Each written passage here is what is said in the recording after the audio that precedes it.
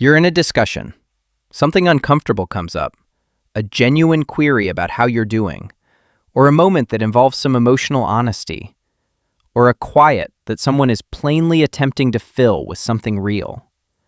And before the moment can land, before you've completely felt it, you crack a joke. A decent one, probably.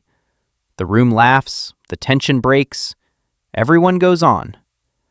And somewhere in you, whatever you nearly spoke silently escapes back to where it dwells. If that sequence is familiar, the response faster than the idea, the chuckle that alters the subject before the subject had a chance to breathe, I want to examine that with you today. Because the psychology of people who routinely use comedy to deflect, to shield, or to manipulate the emotional temperature of every space they enter is actually complex. And the individuals who do it most fluently are frequently, not always, but often, carrying something real beneath the performance. The comedy isn't their personality, it's their coping. And there's a crucial distinction. Let's start with what comedy truly does in the brain, since it's more powerful than people give it credit for. When something is humorous, actually funny, not just polite laugh funny, it produces a reward response in the brain's dopaminergic system. Endorphins release. The stress reaction quiets. Whatever emotional energy was accumulating in the neurological system becomes halted and replaced, briefly, with something lighter. This is not a metaphor. The neurochemistry is genuine and instantaneous. This is why gallows humor occurs in emergency rooms and combat zones. It's why people make jokes at funerals, why comedians regularly identify difficult childhoods as formative. Humor is one of the most efficient emotion management techniques the human neurological system has access to. It is actually adaptable. It works. And when something works dependably at making a terrible situation survivable, the brain, always hunting for shortcuts to safety, learns to grab for it instinctively. So the habit begins not as avoidance, but as wisdom. The individual who learned to make the room laugh during difficult family dinners wasn't being evasive. They were being resourceful. They developed a tool that decreased threat and allowed them some control over a situation when they had very little. The trouble, the thing worth sitting with, is when the tool becomes the sole tool. Freud, with all his baggage as a theorist, recognized something really beneficial in his examination of comedy. He regarded it as the greatest of the defensive activities, a means of refusing to be troubled by the provocations of reality. He considered wit and comedy as operating like dreams. They allow the expression of thoughts and sentiments that would otherwise be too hazardous or unpleasant to utter directly. The humor is the truth in disguise. That framing, the humor as truth in disguise, is worth bringing with you through this whole debate. Because those who routinely use humor to deflect aren't generally hiding nothing. They're typically hiding something extremely particular.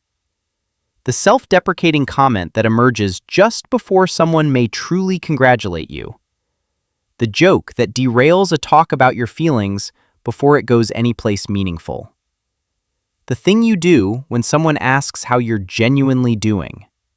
The routine, the deflection, the chuckle that communicates, "We're not doing that today." Psychologists that research defensive systems characterize humor in an unusual way.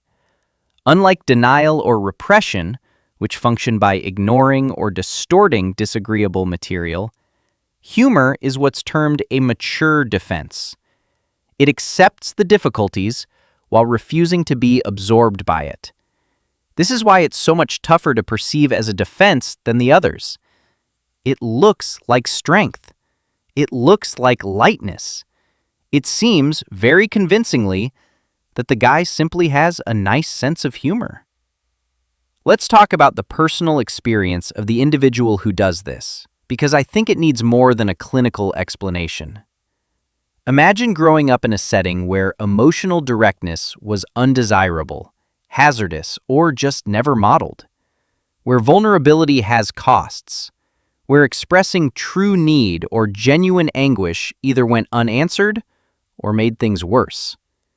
In that atmosphere, the youngster who realizes they can make people laugh has found something remarkable: a method to connect without revealing, a method to be loved without being recognized, a technique to matter in a room without risking the rejection that would occur if the room saw the actual thing. The chuckle becomes the handshake, the bit becomes the relationship, and the real thing, the true internal life, the actual sensations, the actual wants, learns to be extremely quiet, since the laugh has been working so brilliantly for so long. The tragedy in this, if there is one, is not that the individual is amusing. Funny is genuine. The humor they bring is frequently real, hard-won, intellectual. The concern is that over time, they might lose access to the other registers.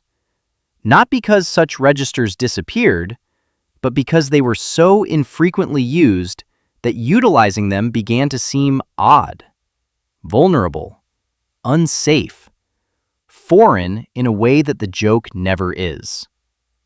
There's a concept in psychological literature called the sad clown paradox, a word that has become somewhat of a cultural cliché, but is founded in serious research. Studies looking at comedians and high-functioning humor users frequently reveal greater rates of sadness, anxiety, and emotional repression relative to the general population. A landmark study published in the British Journal of Psychiatry found that comedians scored significantly higher on psychotic traits, particularly the introverted anhedonia dimension, which relates to reduced capacity for pleasure and social withdrawal, while simultaneously being high performers in external social situations.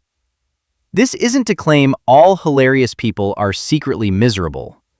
That's the lazy version of this revelation, and it's not accurate. But it does point to something worth noticing. The persons who have most fully perfected the external presentation of lightness are sometimes the people who have the least access to their interior heaviness.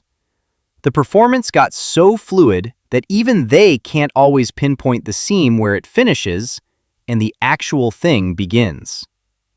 Here is what I think is the most essential psychological insight in this whole domain, and it's one that often amazes individuals who identify themselves in this description. The humor that deflects is very frequently armor, but armor is hefty, and there is a special form of loneliness, distinct, quiet, sometimes undetectable, that comes from being in a room full of people who appreciate your presence and have practically no access to your inner existence. You may be the funniest person at every party and feel, predictably, that no one truly knows you.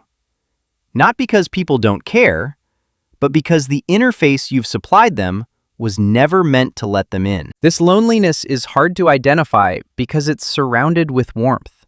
The room likes you. You're never socially ostracized. The response suggests everything is okay.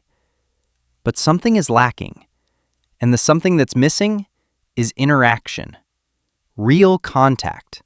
The type that needs truly showing up in the discussion rather than acting in it.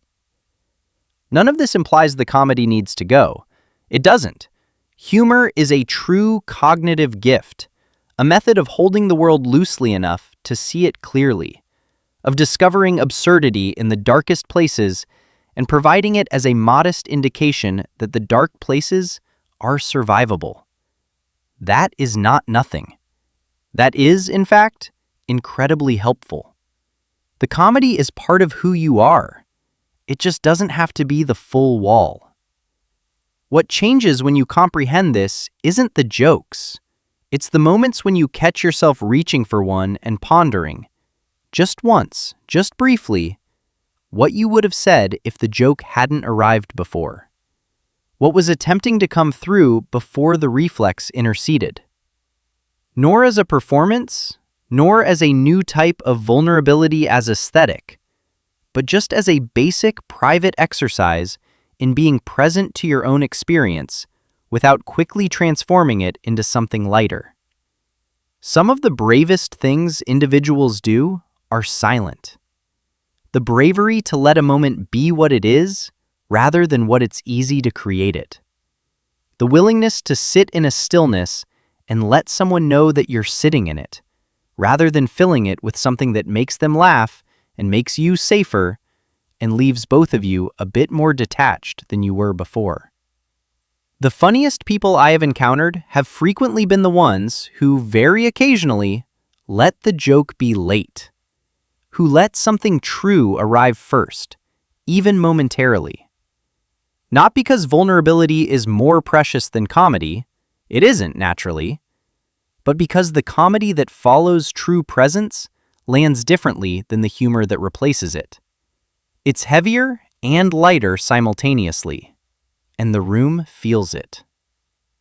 If you're someone who recognizes themselves in any of this, whether you're the one cracking the jokes or the one watching someone else do it, leave it in the comments. I'd honestly want to know what this is like from where you're standing. And if knowing why we do the things we do is what gets you here, there is a lot more of this ahead.